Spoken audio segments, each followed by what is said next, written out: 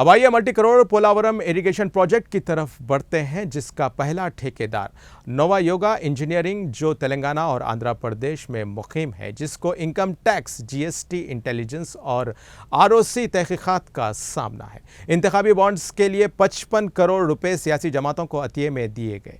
TDP के दौरे हुकूमत में नवायोगा पोलावरम का ठेकेदार था और वाईएसआरसी ने उसे खत्म करके मेघा इंजीनियरिंग को दे दिया था। इनकम टैक्स ने 2018 को तलाशी ली थी और नवायोगा ने अप्रैल 2019 को अतिये दिए थे। दिलचस्प बात यह है कि अगस्त 2019 में जाली जीएसटी रसीदों का पता चला था। अब यहां पर भी एक सवाल यह है कि क्या नवायोगा ने बीजेपी को बॉन्ड दिए थे या टीडीपी को।